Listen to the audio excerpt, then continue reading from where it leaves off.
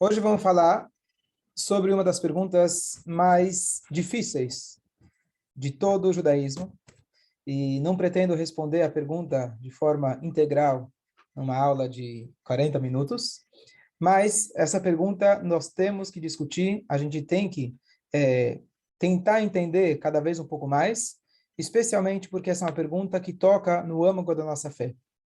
Todos os dias nós falamos o Shema Israel.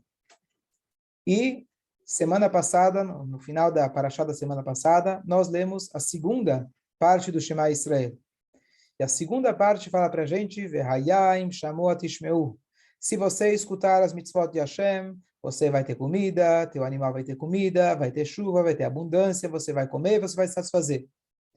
Caso contrário, se você esquecer de Hashem, você vai vai ir atrás do teu coração, e aí a Torá fala, Vecharaf, Hashem Bachem, e a fúria de Hashem vai estar sobre vocês, Ve'atzaret Hashamayim, ele vai parar as chuvas, etc, etc.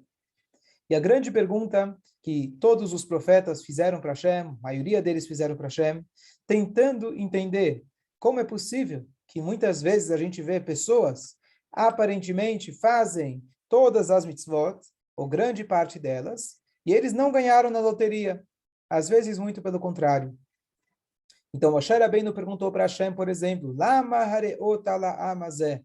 Por que você está fazendo mal para esse povo? Iov questionou a Deus. Vários e vários mestres, rabinos, tentaram, ao longo da história, responder essa pergunta. Na linguagem que o Talmud questiona, tzadik veralo. Existem tzadikim e é ruim para eles. Fisicamente, eles têm uma vida difícil. Tem peshaim, tem perversos, vetovlo, e é bom para eles. Então, essa pergunta é uma pergunta que a gente sempre deve voltar, e a gente não vai responder ela de forma completa, pelo seguinte, porque a resposta para essa pergunta a única resposta é Mashiach. Por quê? Mashiach, Deus vai se revelar nesse mundo. O que significa isso? Aquele que faz o bem vai ver o resultado das suas atitudes.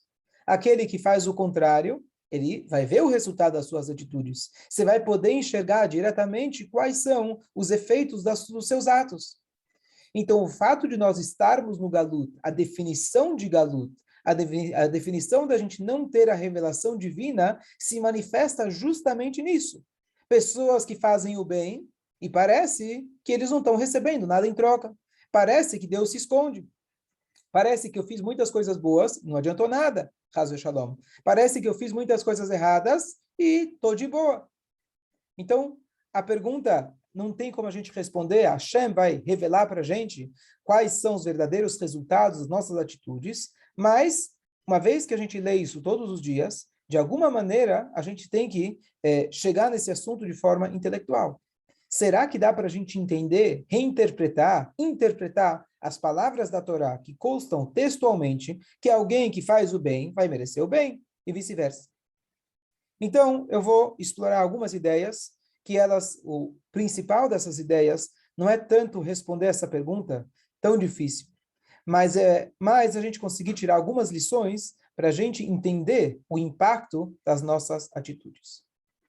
Então, começar com uma história. Uma vez chegou um homem que ele levava uma vida extremamente contrária, exatamente o contrário do que a Torá espera. E ele chegou para desafiar o mestre, o rabino. E ele falou, rabino, na Torá está escrito de que uma pessoa, quando faz o bem, ele vai receber o bem, e vice-versa. Eu quero te contar, eu faço tudo de errado e a minha vida é maravilhosa. Eu tenho dinheiro, tenho saúde, tenho família. Bom, você já pode imaginar que o final da história foi que o cara perdeu tudo. Não foi. E aí ele estava desafiando o rabino. E o rabino, muito inteligente, falou para ele, peraí, da onde você sabe de que aquele que lê, de aquele que faz as mitzvot, ele recebe coisas boas? Ele falou, peraí, isso está no Shema Israel. Ah, Shema Israel? Como você sabe do Shema Israel? Ah, antigamente eu falava a ele. Ele falou, tá vendo? Deus já está te pagando à vista. Então, o mérito de uma mitzvah, e aqui vem a resposta mais clássica de todas, que a gente diz, aqui nós não enxergamos o mapa completo. Aqui é apenas uma passagem para o mundo vindouro. Então, às vezes, Hashem, ele paga à vista para os perversos, para quando chegar na verdadeira recompensa, eles já vão estar quitados e não vão receber a recompensa espiritual infinita. Já aqueles que fazem o bem nesse mundo, às vezes eles têm contas a acertar, e por isso Deus acerta com eles nesse mundo, que dessa forma eles chegam no mundo vindouro com as contas já quitadas. Então a gente vai elaborar nesse conceito de Gan Eden um pouco melhor, mais para frente no Shiur, mas essa é a ideia mais clássica. Agora, se você ler o Shema Israel, o Shema Israel diz para você que Deus ele vai dar comida para o seu animal. Ele vai dar chuva na sua terra. Vai satisfazer o seu estômago. Isso é no Gan Eden? Isso é espiritual? Ve'ayim chamou a Tishmeu. Se você escutar, eu vou dar para você chuva. Não vem interpretar, não vem dizer tirar do literal. Pode também ser fora do literal. Mas como a gente explica o que está escrito textualmente, claramente na Torá, faça as mitzvot que eu vou dar para vocês chuva. Eu vou dar para vocês comida. Então, como a gente explica isso? Então, essa pergunta é tem mais uma passagem no Talmud que traz uma pergunta muito difícil de entender. Uma passagem, uma história muito difícil de entender. Qual é a história? A história em Masechet Kiddushin, página 39b. A Gemara conta o seguinte episódio. A Gemara está lá comentando sobre as várias formas que Deus ele vai retribuir no mundo vindouro, nesse mundo e assim por diante. Então, aconteceu o seguinte episódio. Uma vez tinha um pai que ele mandou o seu filho fazer a mitzvah de espantar a mãe e pegar os filhotes. Então, vamos abrir aqui um parênteses. A Torá fala para a gente, de forma clara, sobre essas duas mitzvot, leman yarichun yamecha, que você vai prolongar os dias da sua vida. Quem lembra, a gente falou isso não faz muito tempo, no shiur de honrar os pais. A Torá fala para nós, para que seus dias sejam prolongados. E aí eu expliquei no último shiur, porque justamente essas duas mitzvot. Então, por um lado, a mitzvah de honrar os pais é uma das mitzvot mais difíceis, porque nunca você vai conseguir falar, eu já fiz a minha parte, e a gente trouxe exemplos para isso, eu já honrei, não tem começo, meio e fim. Isso é uma obrigação constante. Por outro lado, a mitzvah de espantar a mãe é uma mitzvah que é difícil de acontecer, mas se acontece, é fácil de cumprir, porque não tem custo nenhum. Simplesmente espanta a mãe e pega os filhotes. Pelo contrário, você saiu ganhando os filhotes e você não teve custo nenhum. Qual que é o ensinamento? De que se a mitzvah mais difícil e a mitzvah mais fácil, a Torá garante vida longa, você deduz que todas aquelas que estão entre as duas, é claro que você vai ter uma vida longa. Essa é a explicação que a gente falou da outra vez. E agora diz para a gente a Guimará, uma vez um pai mandou o seu filho, ou seja, a mitzvah de Kibud Avaim, e subir até a árvore e pegar e espantar a mãe. Diz a Guimará, a criança subiu e, quando estava descendo, ele caiu da escada e morreu. Diz a Guimará, por esse episódio, uma das opiniões, por esse episódio, um dos maiores sábios da nossa história abandonou o caminho de Torá e Mitzvot. Quando ele viu isso, ele viu que aquela pessoa, aquela criança, que estava simultaneamente cumprindo as duas mitzvot que a Torá garante para você vida longa, e ele morreu imediatamente, então ele falou, eu não acredito mais na Torá, e ele se tornou, o nome dele era Elisha ben Avuya, e ele se tornou, recebeu um apelido de Acher, outro, e eu já dei também um shiur a respeito dele, que tem outros episódios que aconteceram, que provavelmente corroboraram com essa decisão dele. Mas essa é a passagem do Talmud.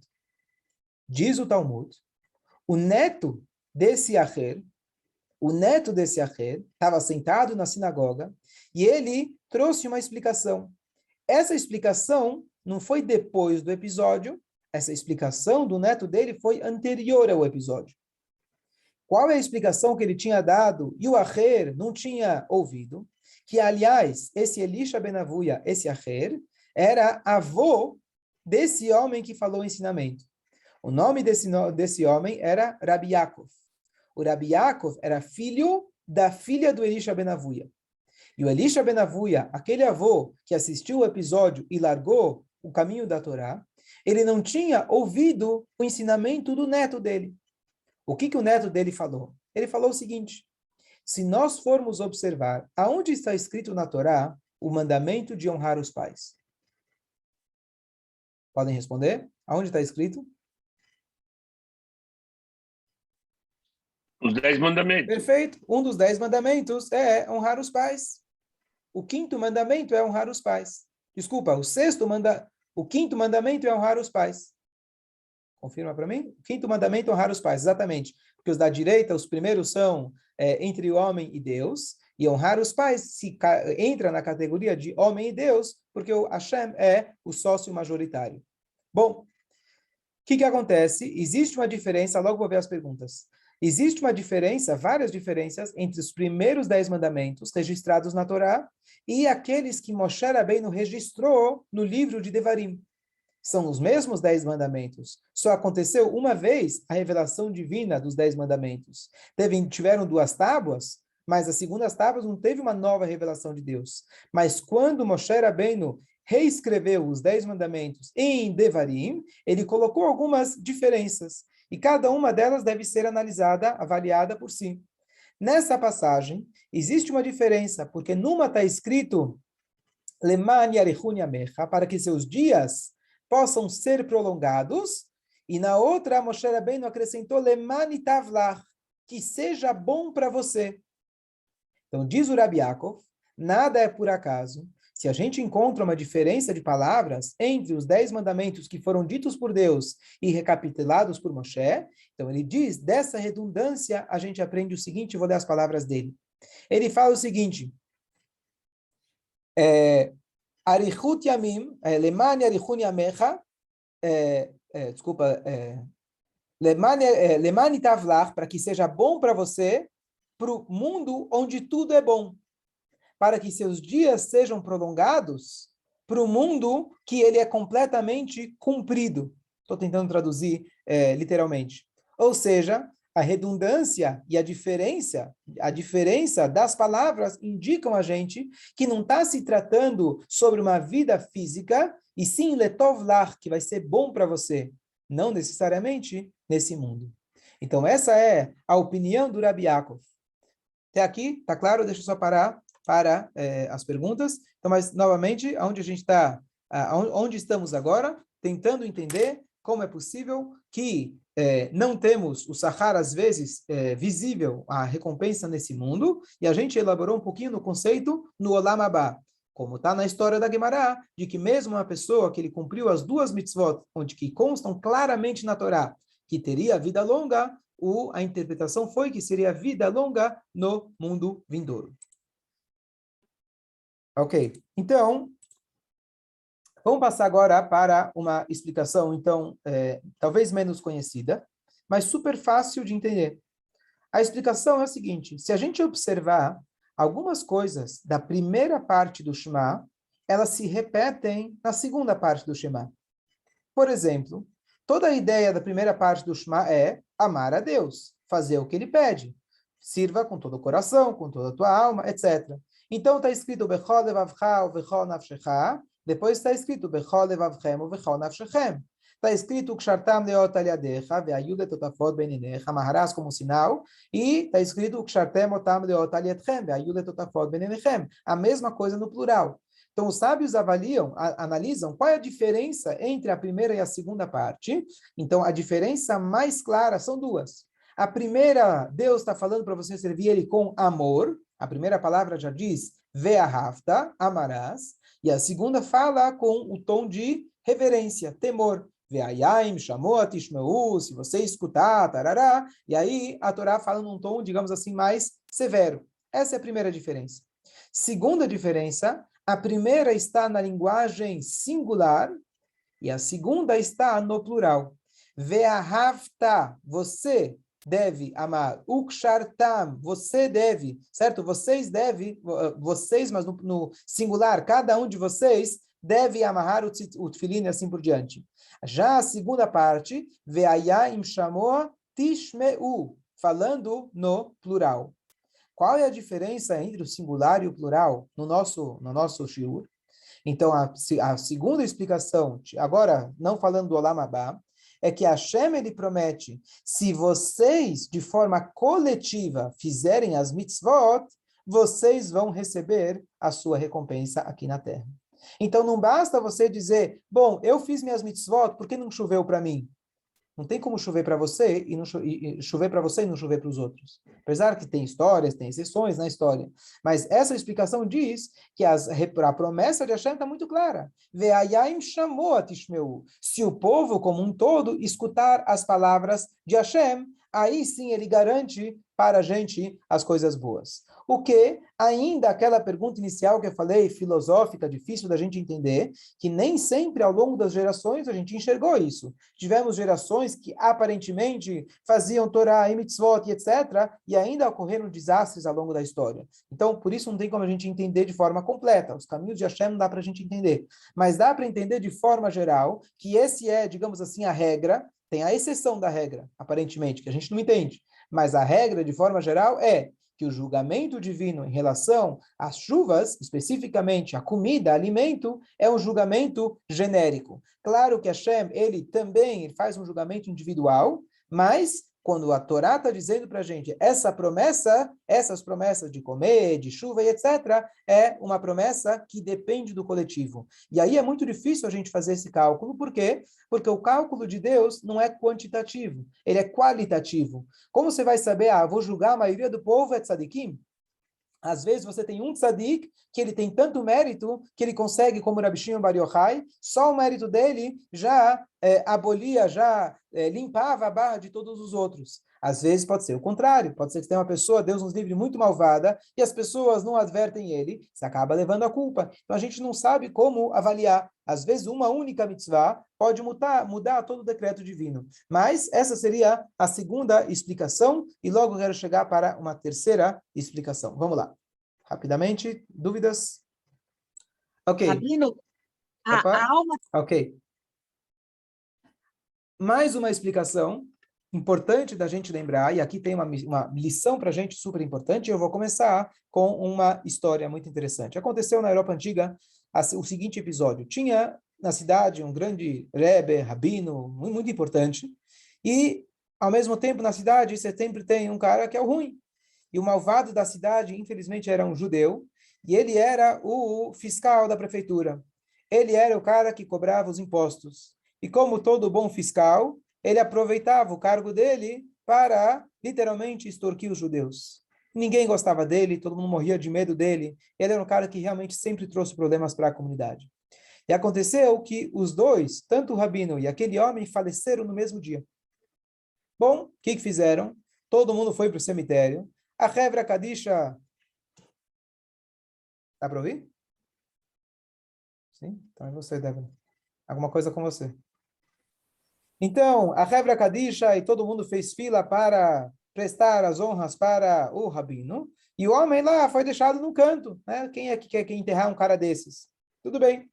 No meio que eles estavam fazendo lá a cerimônia, chegou um grupo de ladrões, e todo mundo saiu correndo. Bom, passou um tempo, eles voltaram, e foram lá, enterraram caixão número 1 com todas as honras, caixão número 2 no canto do cemitério, sem honra nenhuma. E passa um tempo, eles descobrem de um erro muito grave que eles fizeram. Que quando eles retornaram, eles não perceberam e acabaram dando as honras para o cara, e o rabino foi enterrado lá no canto. Então imagina só, estava lá o caixão do cara que tinha extorquido todo mundo a vida inteira, esse rabino grandioso, estudioso da Torá, que só vai pensar o bem dos outros e etc. E ele foi enterrado com esse espírito. E o outro rabino foi jogado lá no canto. Jogado, modo de dizer. E aí, os líderes comunitários ficaram muito, muito chateados com aquilo que eles fizeram. Existe uma regra que você não, de forma geral, a gente não muda alguém de um lugar que ele está enterrado, só se, por exemplo, aconteceu na Europa antiga, um lugar que eles foram jogados, não tem, não foram nunca enterrados, ou lá, infelizmente, vão os nazistas, comunistas vão lá construir alguma coisa em cima, etc. Então você remove o corpo. Mas de uma forma geral, a gente não remove um corpo. Quando alguém é mandado para Eretz Israel, ele não é enterrado, ele é preservado para ir para Eretz Israel. Bom, e aí, então, os líderes comunitários ficaram muito chateados, mas a gente sabe da importância de dar as devidas honras, e o nosso rabino, tão querido, tão tzadik, ele acabou tendo esse tipo de tratamento. Bom, um belo dia, pouco tempo depois, um dos líderes comunitários ele teve um sonho, e o sonho disse para ele o seguinte: saiba que tudo foi projetado, tudo foi programado por Hashem. Aquele perverso, ele tinha um mérito. E o mérito dele foi que um dia, numa das coletas dele, acabou ficando com muita acúmulo de comida. E ele, como estava com muita comida, ele falou, deixa eu mandar para os pobres essa comida. Já o tzadik, aquele rabino, não é tzadik, mas um grande rabino, ele uma vez viu alguém sendo envergonhado publicamente e ele não se manifestou contra. Então Deus, ele resolveu as contas dos dois aqui embaixo. O rabino perdeu os elogios do momento do enterro, e aquele homem recebeu os elogios com pagamento à vista aqui. E lá em cima eles iam ter as contas acertadas. Então não fiquem preocupados. Qual que é a mensagem dessa história? A mensagem dessa história é que ambos, o erro do rabino e o acerto daquele homem foram erros entre o homem e seu semelhante. Foram erros, um envergonhou e o outro deu comida para os pobres. E aqui vem a Mishnah que nós lemos diariamente, Eilu dvarim shadam ochel perotehem ba'olam hazeh. Essas são as coisas que a pessoa desfruta nesse mundo já. Quais são elas? São coisas que são entre o homem e seu semelhante. A Keren Kayemet Lolam Abba, Kibud Avaim, Gudut Hassadim, Ashkamat Beit HaMidrash, etc. Coisas que são entre o homem e o seu semelhante, a gente já desfruta nesse mundo, de forma direta e de forma indireta. Quando eu vou lá e ajudo uma pessoa, muitas vezes a roda da vida inverte e aquela pessoa pode acabar me ajudando. A gente tem inúmeras histórias assim. Isso é de forma direta. Mas outra forma indireta, eu ajudo uma pessoa, quando eu precisar disso, Deus vai mandar que outra pessoa vai me ajudar nessa mesma situação. Então, quando se trata de assuntos que são entre o homem e seu semelhante, a gente já desfruta aqui nesse mundo. Nessa lista tem duas coisas que elas aparentemente não pertenceriam a essa categoria. Lá a gente fala sobre Iyun Tefilá, significa concentração na reza, e o estudo da Torá, mas elas entram nessa categoria de receber aqui nesse mundo, por quê? Porque a Tefilá nós pedimos por coisas materiais. Então, o resultado da Tefilá vai ser no mundo material. E o estudo da Torá permite com que nós saibamos como fazer as mitzvot entre o homem e seu semelhante. Porque se eu não estudo, eu não sei como dar tzedakah, eu não sei como praticar as boas ações conforme as orientações, as leis, as regras da Torá. Então, essa seria a terceira explicação de que nesse mundo nós recebemos, de forma geral, nós recebemos o troco, não é nem o troco, é uma parte, não é nem a Keren Kayemet, ou seja, está escrito que a parte principal está guardada para o mundo vindouro. Aqui nesse mundo, o que a gente recebe, o melhor que a gente receber, a mitzvah é infinitamente maior. Aqui a gente recebe já os frutos, a gente recebe uma consequência positiva daquelas mitzvot que a gente fez entre o homem e o seu semelhante. Então essa seria a explicação. Resumindo, a gente perguntou como é possível que nem sempre a gente enxerga o resultado positivo daquilo que a gente faz. Resposta número 1, essa é a definição de Galut. Essa definição que Deus está oculto e a gente não entende Hashem. Essa é a resposta principal. Mas para a gente tentar entender um pouco melhor, ver algumas possíveis explicações, conforme nossos sábios. Então, explicação número 1, Olam Haba. Explicação número 2, plural, isso depende do coletivo. Explicação número 3, isso se refere mais especificamente sobre mitzvot entre o homem e o seu semelhante, que nelas você já consegue desfrutar nesse mundo. E aqui cabe uma colocação especial, um conceito super importante, de que a Torá em nenhum lugar, de forma explícita, fala sobre Olam Haba. Por quê? Porque o nosso papel, o nosso propósito é nesse mundo. Lá é a consequência. Lá é você desfrutar daquilo que você fez. E o Pirkei Avot fala para a gente, esse mesmo, provavelmente é o mesmo Rabi Yaakov. Esse Rabi Yaakov que comentou que o mérito, na verdade, a gente recebe no mundo vindouro. A Mishnah fala lá para a gente, Rabi Yaakov, ele diz de que esse mundo é apenas um vestíbulo, apenas um caminho para o mundo vindouro, corredor para o mundo vindouro, porque lá realmente é onde você recebe a verdadeira recompensa. Então, novamente, que a gente possa aplicar isso na prática. Então, para a gente ganhar aqui nesse mundo, primeira coisa, precisamos trazer Mashiach. Esse é o nosso propósito. Enquanto ele não chega, que não demore, se Deus quiser, a gente tem que influenciar para que os outros também façam as mitzvot, que seja algo no plural, e, ao mesmo tempo, tentar praticar o máximo possível de amor ao próximo, porque quem ama o próximo, naturalmente, ama o Pai também, ama a Kadosh Baruch Hu. Chico e Rabino.